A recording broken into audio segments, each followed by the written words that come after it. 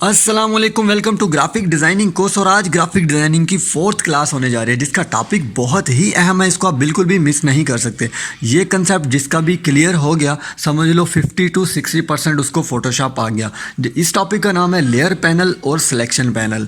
ये फोटोशॉप की बेस कहलाते हैं और अगर जिसकी बेस स्ट्रॉन्ग होगी, ऊपर की बिल्डिंग उसकी अपने आप अच्छी बनती जाएगी। और मैं यकीन से कह सकता हूँ ये जो भी वीडियो देख रहा है उसको ये टॉपिक अच्छे से क्लियर हो जाएंगे, क्योंकि मैं फुल डिटेल से गाइड करने वाला हूँ। हो सकता है वीडियो थोड़ी सी लेंथी भी हो जाए, लेकिन आपको ध्यान से देखनी है, आपको प्रॉपर समझ आएगी। इससे पहला लेक्चर हमने यहाँ पर स्टॉप किया था जिसमें हमने देखा कोई भी फोटो एडिटिंग के लिए हम फोटोशॉप में कैसे इंपोर्ट कर सकते हैं, कैसे लेके आ सकते हैं, और कोई भी न्यू शीट किसी भी साइज में अगर हमें चाहिए तो हम कैसे बना सकते हैं। आज हम आगे बढ़ने वाले हैं, 3 ऐसे पैनल डिस्कस करने वाले हैं जिनकी ज़रूरत आपको बहुत ज़्यादा पड़ने वाली है, जो कि बहुत अहम है। उनमें एक हिस्ट्री पैनल है, यहाँ पर हिस्ट्री पैनल होगा, और यहाँ पर आपके पास करैक्टर पैनल होगा, और उसके बाद लेयर पैनल होगा। ये पैनल्स यहाँ पर राइट साइड पे एक लेबल होंगे, एक लाइन में। हो सकता है आपकी ये लाइन ना शो हो रही हो सकता है ये पैनल्स आगे पीछे हों, क्योंकि ये मूवेबल है, आप कहीं पर भी इनको मूव कर सकते हैं। तो अगर आपको ऐसी कोई प्रॉब्लम देखने को मिलती है, आपके ये पैनल्स ओपन नहीं हो रहे, क्योंकि जो पैनल्स ही आपको नहीं मिलेंगे तो आप काम कैसे करेंगे। तो ये पैनल्स अगर आपको यहाँ पर ना देखने को मिले तो आपके पास सेकेंड ऑप्शन ये आती है कि विंडो के ऊपर जाएँ, यहाँ पर विंडो का बटन बना हुआ है, इसके ऊपर जाइए और यहाँ पर आपको ये सारे पैनल्स लेबल मिलेंगे। ये लेयर का पैनल है। और हाँ, उम्मीद करता हूँ आपने अपनी नोटबुक अपने पास नहीं रखी होगी, जो मैंने पहले लेक्चर में भी बताया कि आपके पास नोटबुक होनी चाहिए। ये शॉर्टकट कीज लिखें, ठीक है। लेयर्स की शॉर्टकट की है F7, प्रेस करके आप लेयर का पैनल ओपन कर सकते हैं। तो यहाँ पर लेयर के ऊपर मैं जैसे ही क्लिक करता हूँ तो मेरा लेयर का पैनल यहाँ पर आ सकता है। इसी तरह बाकी के पैनल्स भी यहाँ से ओपन कर सकते हैं। करैक्टर पैनल है और यहाँ पर हिस्ट्री पैनल है, ठीक है। इसी तरह से ओपन कर सकते हैं, तो इनको लेबल कर सकते हैं। आज हम पहला लेयर पैनल जो है वो डिस्कस करने जा रहे हैं, इसको हम थोड़ा डिटेल से देखने वाले हैं। अभी लेयर के कंसेप्ट को समझने के लिए आपको एक एग्जांपल देता हूँ। आप एक बर्गर खाते हैं, अंडे वाला हो या फिर चिकन वाला, कोई भी बर्गर हो, वो एक लेयर के कंसेप्ट पर बना होता है। उसमें लेयर्स होती हैं, जैसा नीचे ब्रेड की लेयर होती है, उसके ऊपर अंडा लगा होता है, और ऊपर सलाद और जो भी टेस्ट बनाने के लिए उन्होंने लेयर्स बनाई होती हैं। लेयर को मिलाकर एक शेप भी बनती है और एक टेस्ट भी बनता है। यही कंसेप्ट फोटोशॉप में होगा। आप कोई भी डिज़ाइन तैयार करते हैं, जितना वर्क करते जाएंगे उसकी लेयर्स बनती जाएंगी, और लेयर्स को मिलाकर एक अच्छा डिज़ाइन बनता है। तो फोटोशॉप में लेयर्स कैसे होंगी, जैसे कि आप एक नीचे शीट बनाते हैं, उसके ऊपर आप शीट्स ऐड करते जाते हैं तो आपकी लेयर्स बनती जाती हैं। तो लेयर्स को समझने के लिए आगे इसकी 2 और ऑप्शन आती हैं। एक डुप्लीकेट लेयर होती है, एक होती है एम्प्टी लेयर, ठीक है। 2 लेयर्स होती हैं। तो यहाँ पर डुप्लीकेट और एम्प्टी को समझने के लिए मैं इसको और आसान कर देता हूँ। यहाँ पर राइट क्लिक कीजिए इसके ऊपर, और ये जो बैकग्राउंड लेयर है आपकी लेयर्स पैनल में, ठीक है, इसके ऊपर अगर राइट क्लिक करेंगे, माउस का लेफ्ट और राइट क्लिक में फ़र्क आपको पता होना चाहिए। लेफ्ट क्लिक और राइट क्लिक क्या होता है, ठीक है। यहाँ पर डुप्लीकेट लेयर का बटन बना होता है, इसके ऊपर आप क्लिक करेंगे और उसके बाद ओके कर देंगे। और इसकी एक शॉर्टकट की है Ctrl+J। देखिए Ctrl+J प्रेस करेंगे, आप शॉर्टकट कीज़ लिखते जाइए। मैं पहले भी आपको कह चुका हूँ, आप शॉर्टकट कीज़ साथ साथ नोट करते जाएं। तो Ctrl+J की मदद से भी आप इसकी डुप्लीकेट लेयर बना सकते हैं। उसके बाद नीचे आपके पास डिलीट बटन के साथ में एक छोटा सा बटन बना होगा, क्रिएट न्यू। इसको हम ट्रांसपेरेंट लेयर बोलते हैं और एम्प्टी लेयर बोलते हैं। आपके पास 2 लेयर्स आ गई। अब इन दोनों में क्या फ़र्क होगा ये भी हम डिस्कस करते हैं। सबसे पहले जो नीचे डुप्लीकेट लेयर है, ठीक है। डुप्लीकेट लेयर का मतलब है आपके पास एक नीचे पेज है, ब्लैंक पेज है, बिल्कुल वाइट पेपर है, उसके ऊपर उसी तरह का एक वाइट पेपर आप रख देते हैं तो वो एक डुप्लीकेट लेयर हो जाएगी। जैसा कि नाम से ही पता चल रहा है, कॉपी लेयर। हाँ, कॉपी कैट, जो नीचे वाला है वही ऊपर वाला है। और उसके बाद एम्प्टी लेयर की बात करें तो ये एक ट्रांसपेरेंट पेपर है। जैसा कि आपका नीचे कोई प्रिंटेड पेपर पड़ा हो या कोई भी पेपर पड़ा हो, उसके ऊपर आप कवर चढ़ा देते हैं। ट्रांसपेरेंट पेपर का हम अपनी कॉपीज़ नोटबुक्स पर भी चढ़ाते हैं ट्रांसपेरेंट कवर। वो नीचे वाला जो भी लिखा होता है, नीचे वाली लेयर में जो लिखा होता है वो भी नज़र आ रहा होता है।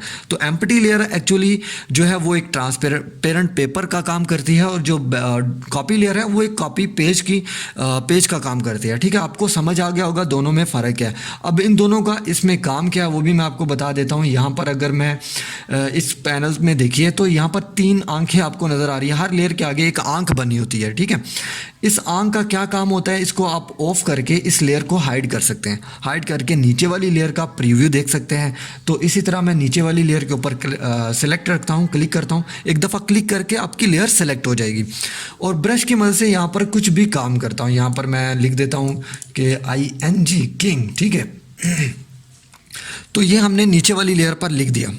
अब ऊपर वाली लेयर मैं आई बटन से ऑन कर देता हूँ, ठीक है। यहाँ पे ऑन करता हूँ तो ऊपर वाला जो ब्लैक पेपर है, ब्लैंक पेपर है, वो उसके ऊपर आ गया है। अब नीचे वाली लेयर तो छुप गई है।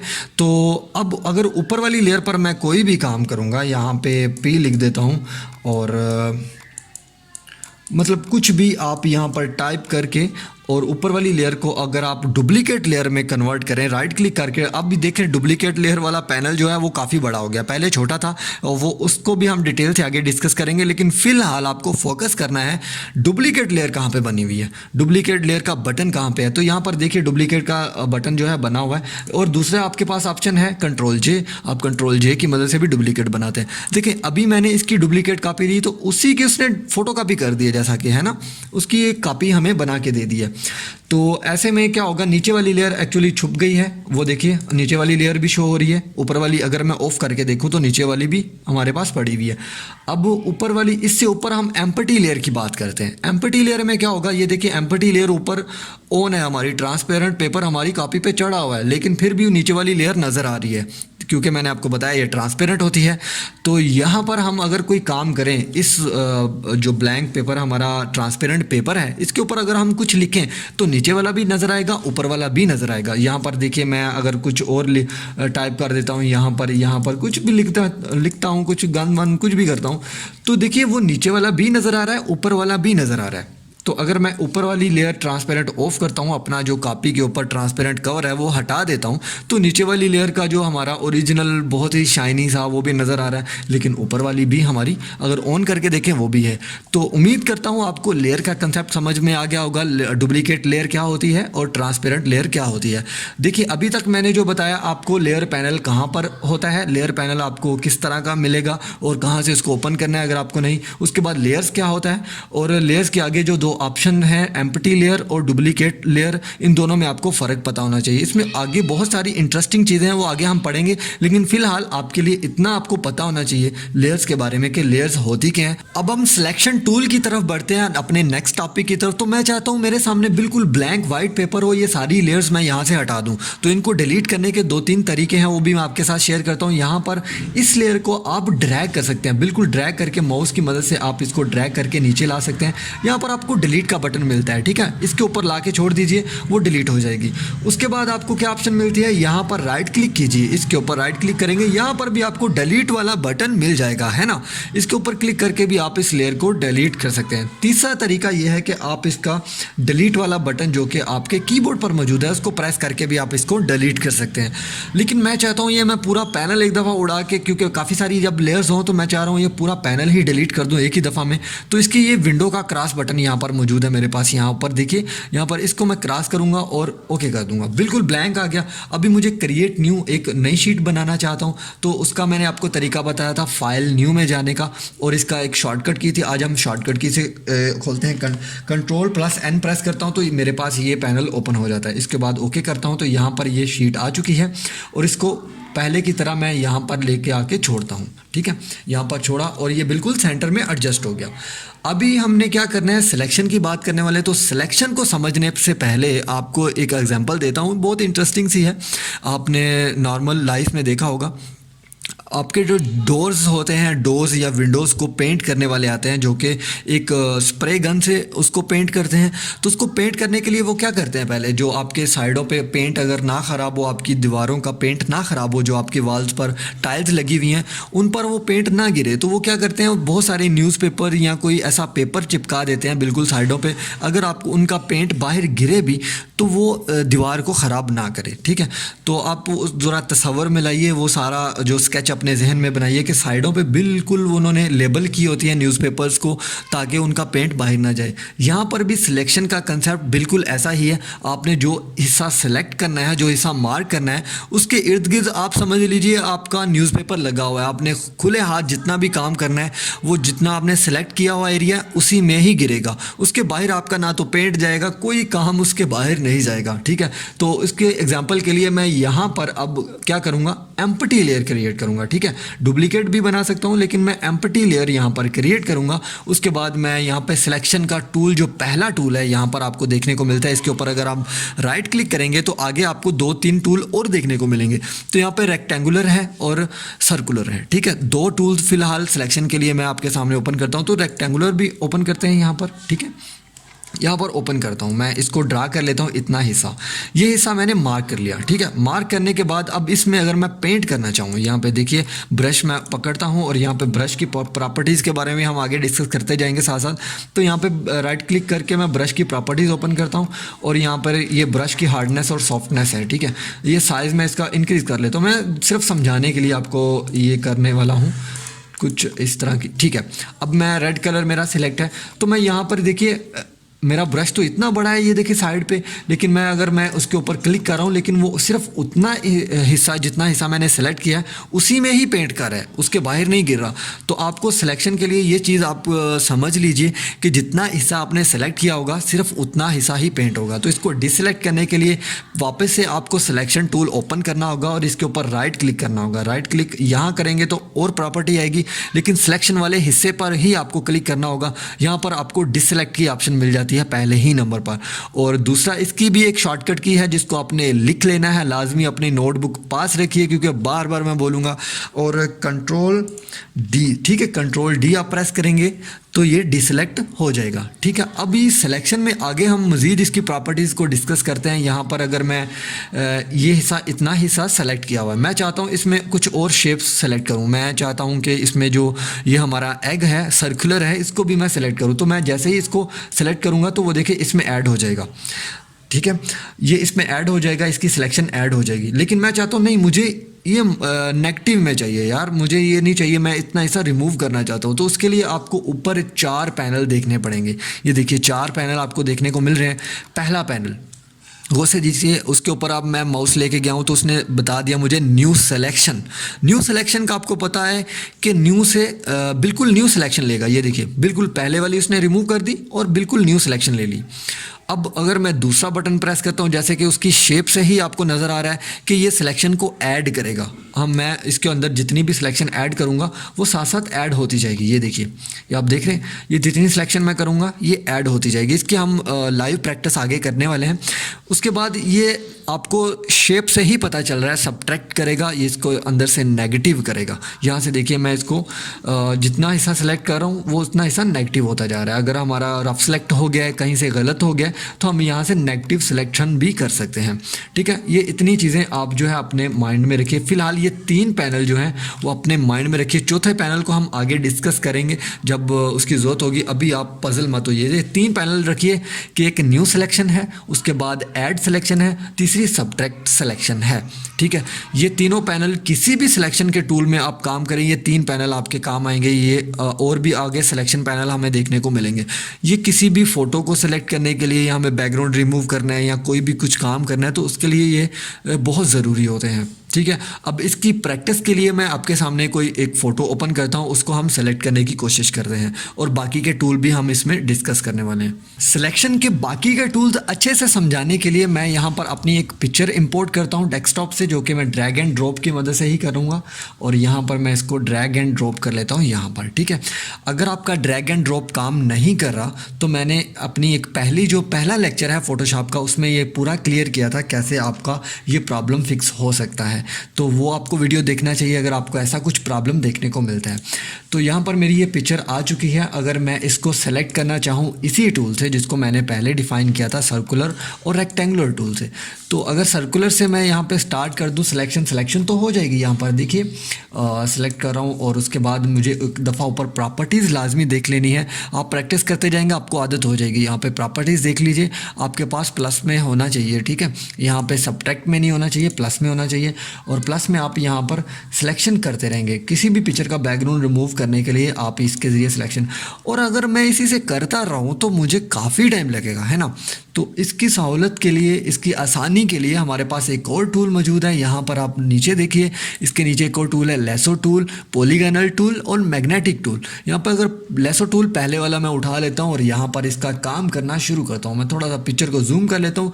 और हाँ, जूम करने का जो तरीका है, पहले तो यहाँ पर इन्होंने बटन दिया हुआ है जूम का, इसके ज़रिए आप यहाँ पे जूम कर सकते हैं। जूम आउट का भी ऊपर उन्होंने प्रॉपर्टी दी हुई है। यहाँ पर देखिए नेगेटिव और पॉजिटिव, ठीक है। नेगेटिव करना चाहें तो नेगेटिव कर सकते हैं, पॉजिटिव करना चाहें तो पॉजिटिव कर सकते हैं।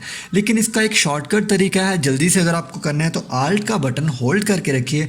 अगर आपके माउस के अंदर एक छोटा सा सर्कल व्हील है, ठीक है ना, व्हील होता है ना छोटा सा पहिया जिसको कहते हैं घूमने वाला, उसको आप घुमाएंगे यहाँ पे आगे की तरफ या पीछे की तरफ करें, देखिए आपका किस तरफ को कैसे घूमता है। तो ये जूम आउट जूम इन करने का बेहतरीन तरीका है, जल्दी से कर लेता है, ठीक है। ये भी आप साथ में नोट कर लीजिए। आल्ट का बटन होल्ड करके रखना है और जो सर्कल व्हील है माउस का उसको आपने घुमाना है, ठीक है। चलें आगे चलते हैं। यहाँ पे हम लेसो टूल को उठा लिया है और उसके बाद हम इसकी ऊपर एक दफ़ा प्रॉपर्टीज़ देख लेंगे। हमारी प्लस में है क्योंकि हम प्लस सिलेक्शन करने वाले हैं, सिलेक्शन ऐड करने वाले हैं। तो यहाँ पर मैं इसको माउस का जो लेफ़्ट क्लिक है वो प्रेस करके रखूँगा। ये देखिए मैंने होल्ड कर लिया और मैं जहाँ जहाँ पर अपना माउस लेके जाऊँगा, ड्रैग करूँगा, वहाँ वहाँ पर ये मेरे साथ जाता रहेगा। ये देखिए जहाँ पर मेरा हाथ हिलेगा जहाँ पर, तो ये काम करता रहेगा। तो ये भी परफेक्ट नहीं है ना, कभी कभी इसकी ज़रूरत पड़ती है लेकिन हमारे हाथ से इतना परफेक्ट नहीं हो पाएगा। तो उसके बाद हम दूसरा टूल लेते हैं। लेकिन आपको पता चल गया लेसो टूल का जो काम है वो क्या है, वो हमारे हाथ के साथ साथ सिलेक्शन करेगा। दूसरा पॉलीगनल टूल, ये बहुत यूज़ होता है, मैं अभी तक इसको काफ़ी यूज़ करता हूँ।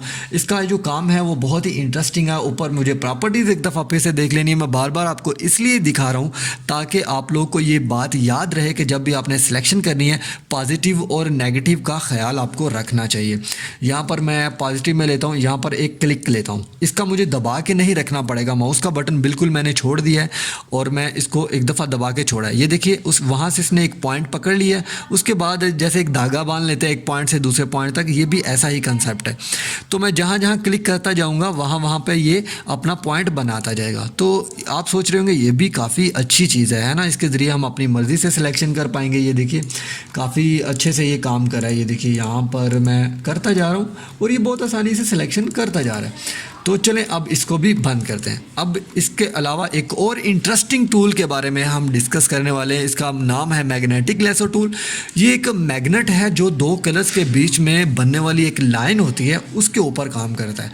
मिसाल के तौर पर अगर मैं इस यहाँ पे प्लस सिलेक्शन रखता हूँ और यहाँ पर देखिए ये दो कलर्स हैं, इसके बीच में एक लाइन बन रही है, तो इस लाइन के ऊपर ऊपर चलेगा। ये देखिए जैसे इसको दूसरे कलर की कोई लाइन मिलेगी ये उसमें जंप कर जाएगा। ये देखिए मैंने यहाँ पर तो सीधे सीधे कलर से, लेकिन इसको यहाँ पर मसला होगा जहाँ पर दो कलर मैच कर रहे होंगे। यहाँ पर यहाँ से मैं स्टार्ट करता हूँ, ठीक है। ओके हम लेके जा रहे हैं इसको फेस के साथ साथ, लेकिन ये बिल्कुल ऑटोली सेलेक्ट कर रहा है। लेकिन यहाँ पर ये देखे कलर्स की लाइनें इधर उधर हो रही हैं तो ये थोड़ा सा पजल हो जाता है। इसको आप बिल्कुल जूम पिक्चर पे काम करें तो ये बहुत अच्छा काम करेगा। अगर जो 7.0 के जो यूज़र हैं उनके पास यही टूल है, वो बहुत सारे लोग सिर्फ इसी दो टूल्स की मदद से काफ़ी सारी सिलेक्शन अपनी कंप्लीट करते हैं। अभी तक इस टूल को यूज़ करते हैं जो लोग स्टूडियो वगैरह पे काम करते हैं। तो ये काफ़ी अच्छा टूल है, कूल है, जल्दी से सिलेक्शन हमारी कर देता है। यहाँ पर मैं प्लस सिलेक्शन ले रहा हूँ और यहाँ पर ये प्लस नहीं, हमें नेगेटिव लेना चाहिए था। एक्चुअली हमें नेगेटिव करना है यहाँ से, तो हमें सब्ट्रैक्ट करना चाहिए। देखिए बार बार नेगेटिव और पॉजिटिव आपको ऊपर से करना पड़ेगा। इसका भी एक शॉर्टकट सोल्यूशन है। अगर आप आल्ट की प्रेस करके रखते हैं तो आप देखिए इसके ऊपर एक नेगेटिव साइन आ जाता है। अगर मैं आल्ट की छोड़ता हूं तो साथ ही आपको पॉजिटिव साइन इसके ऊपर देखने को मिलेगा, तो ये आप देख सकते हैं, ठीक है। तो मैं नेगेटिव की प्रेस करता हूं, आल्ट की प्रेस करता हूं। आल्ट मोस्टली नेगेटिव की होती है, इसको नेगेटिव करने के लिए इस्तेमाल करते हैं। तो मैं यहाँ पर क्लिक करता हूँ और इसके बाद एक दफ़ा आल्ट छोड़ दिया। अब मैं काम करते जा रहा हूँ और उसके बाद ठीक है, ओके, और मैं इसको नेगेटिव कर सकता हूँ, ठीक है। ये बहुत आसानी, यहाँ पे हमें पॉजिटिव सिलेक्शन चाहिए तो मैं जल्दी से यहाँ पे मूव करते जा रहा हूँ अपना हैंड। अब देखिए मैंने कोई क्लिक नहीं, एक दफ़ा क्लिक करके छोड़ दिया और मैं काम करते जा रहा हूँ। और बस आपको अपना माउस जो है वो अपने हाथ में रखना होगा ठीक तरीके से। उसके ड्राइवर आप अच्छे से बन जाइएगा कैसे आपको उसको ड्रैग करना है इधर उधर। तो यहाँ पर भी ये देखिए रफ सिलेक्शन है, इसको भी हम अच्छे से सिलेक्ट कर सकते हैं। यहाँ पर मैं आल्ट की होल्ड करता हूँ और नेगेटिव सिलेक्शन हो जाएगी। यहाँ पर इस लेक्चर के बाद आपको मुझे बैकग्राउंड रिमूव करके बताना है और मुझे सेंड करनी है। आपको कौन कौन सी फाइल सेंड करनी है वो आगे मैं बताऊंगा, ठीक है। यहाँ पर मुझे पॉजिटिव चाहिए तो यहाँ पर मैं पॉजिटिव ले सकता हूँ। लेकिन अब देखें, अगर इसमें कोई चीज़ ऐसी मिसिंग है, यहाँ पर ये काम ठीक से नहीं कर पा रहा, तो इसके लिए इसका जो छोटा भाई है, दूसरा भाई पॉलीगॉनल लेसर टूल, वो काम आएगा, ठीक है। यहाँ पर हम नेगेटिव करते हैं, नेगेटिव के बाद हम बिल्कुल सीधा यहाँ पे इसका जो सेक्शन है वो काट लेंगे। यहाँ से देखिए ये ओके, तो ये नेगेटिव हमने कर लिया, ठीक है। इतना आपको क्लियर हो गया होगा ये दोनों टूल्स कैसे काम करते हैं। तो अब बैकग्राउंड रिमूव कैसे करना है वो भी मैं आपको बता देता हूँ। यहाँ पर आप देखिए जो फाइल हमने अभी इंपोर्ट की, इसके ऊपर एक छोटा सा फाइल का बटन बना हुआ है, इसको कहते हैं स्मार्ट ऑब्जेक्ट। ये स्मार्ट ऑब्जेक्ट में कन्वर्टेड है, इसमें इरेजर अभी काम नहीं करेगा, काफ़ी सारे टूल्स इस पर काम नहीं करेंगे, ब्रश काम नहीं करेगा, रेज़र काम नहीं करेगा। घबराने की बिल्कुल ज़रूरत नहीं है, हम इसका सोल्यूशन है। अगर रेज़र के ऊपर क्लिक करके आप एक दफ़ा यहाँ पर क्लिक करते हैं तभी ये स्मार्ट ऑब्जेक्ट से हट जाएगा, ओके कर देंगे, स्मार्ट ऑब्जेक्ट से हट जाएगा।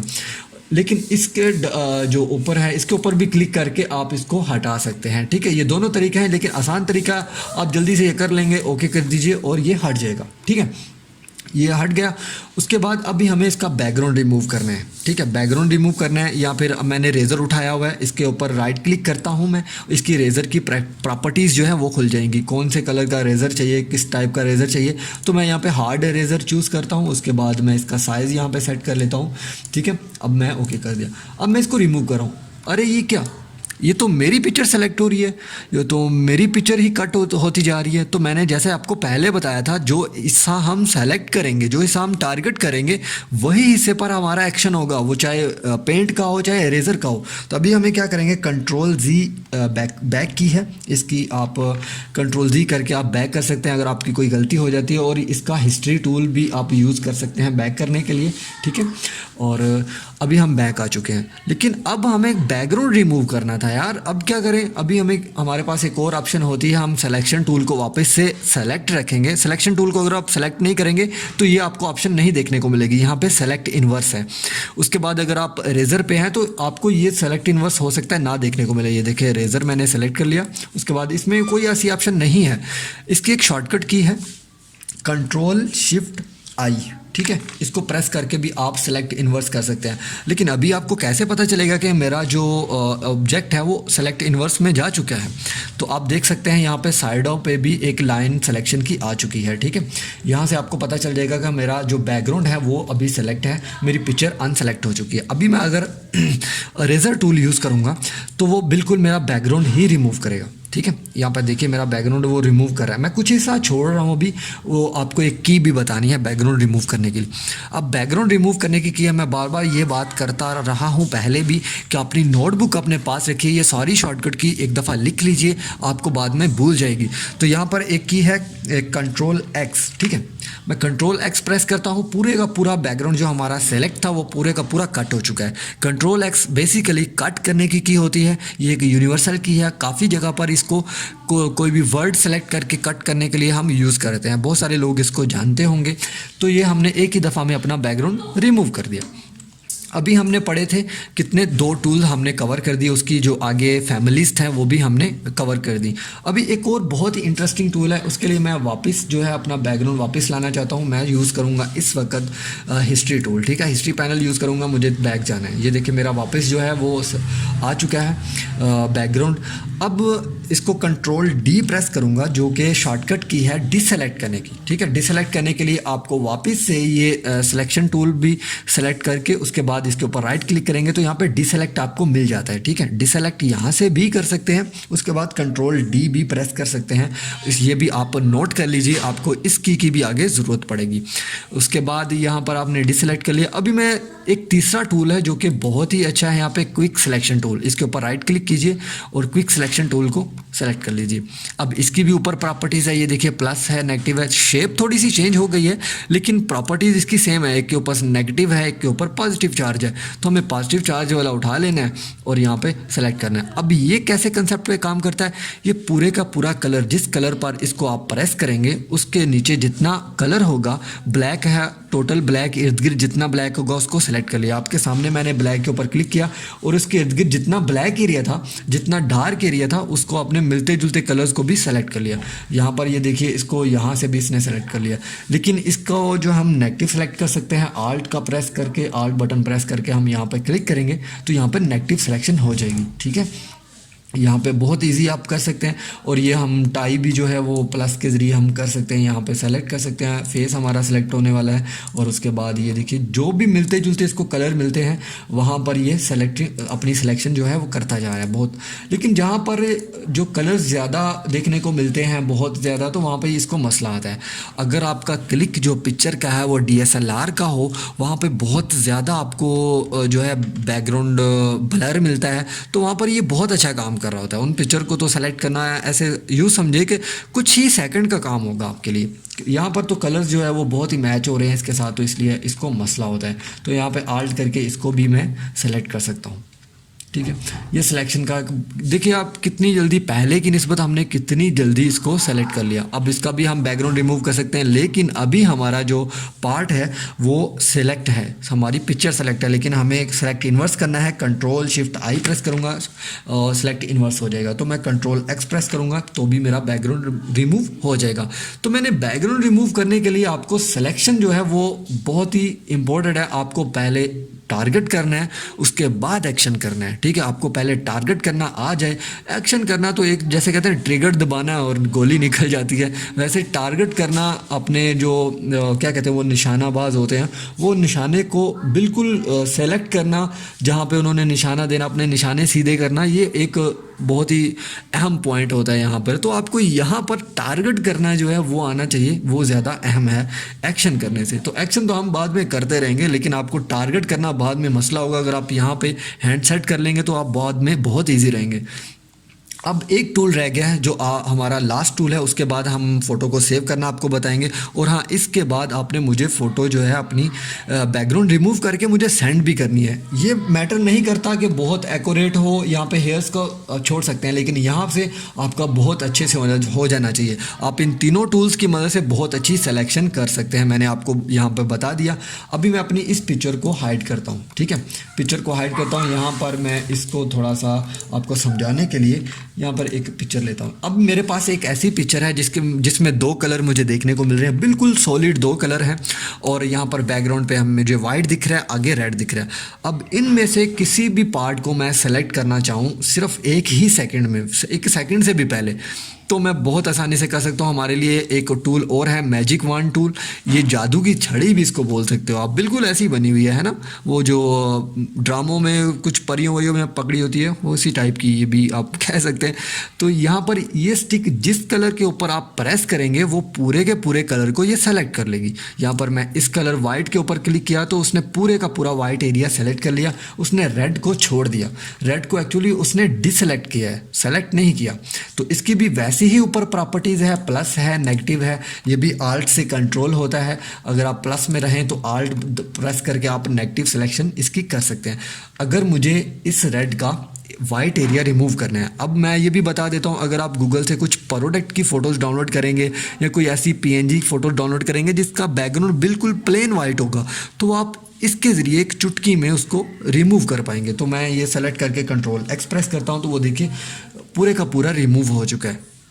तो ये बहुत ही अच्छा टूल है, काफ़ी इंटरेस्टिंग टूल है। हाँ, लेकिन ये फ़ोटो पे सही से काम नहीं करता है यार कभी कभी, क्योंकि हम जो पिक्चर क्लिक करते हैं उसके बैकग्राउंड पे 2-3 कलर लाइट की वजह से बन रहे होते हैं, तो वहाँ पे ये परफेक्ट काम नहीं करता है। ऊपर वाले टूल फ़ोटोज़ के लिए बेहतरीन है, लेकिन प्रोडक्ट फ़ोटोग्राफी या उसमें ऐसी चीज़ों के लिए ये टूल बहुत अच्छा काम करेगा, काफ़ी हेल्प भी आपको कर सकता है।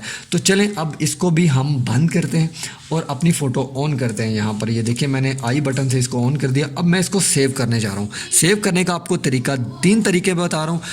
अगर आपकी फ़ोटो JPG जो पिक्चर हम एक दूसरे को सेंड करते हैं, वो सारी जो पिक्चरें हैं वो मैं आपको कहूँगा ये मुझे सब ने सेंड कर दी हैं। ठीक है, ये आपने पिक्चर जो है मैं ग्रुप का जो ऑन कर दूँगा, और आपने मुझे पर्सनली इंस्टाग्राम पे हो सके या फिर व्हाट्सएप पे हो सके मुझे रिमूव करके सेंड करनी है, ताकि मैं देख सकूं आपका कितना रिमूव हुआ है। मैं तब तक आगे नहीं चलूँगा जब तक हर बंदा देखने वाला जो भी इस कोर्स को कर रहा है वो हर बंदा परफेक्ट तरीके से करना ना सीख जाए। तो ये मैटर नहीं करता बहुत अच्छे से किया, लेकिन आपको करना है, आपको रिमूव करना है किसी भी चीज़ का बैकग्राउंड, ठीक है।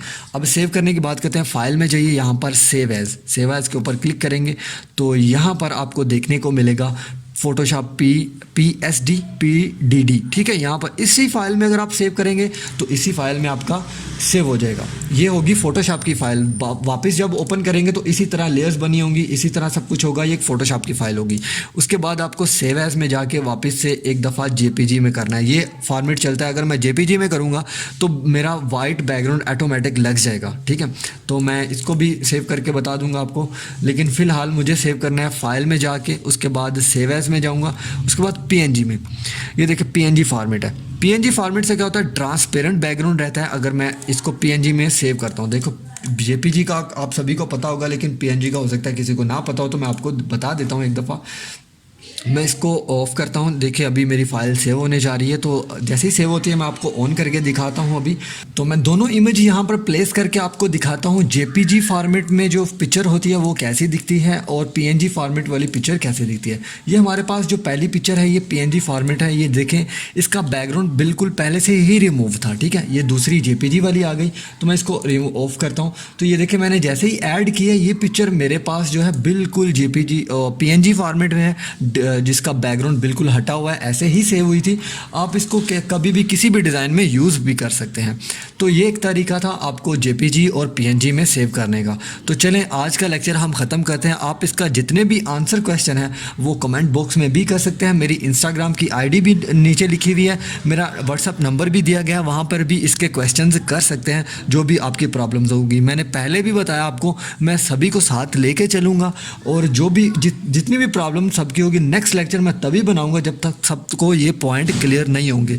तो चलें, मुझे इसके साथ ही इजाज़त दीजिए नेक्स्ट वीडियो के लिए। तब तक के लिए अल्लाह हाफिज़।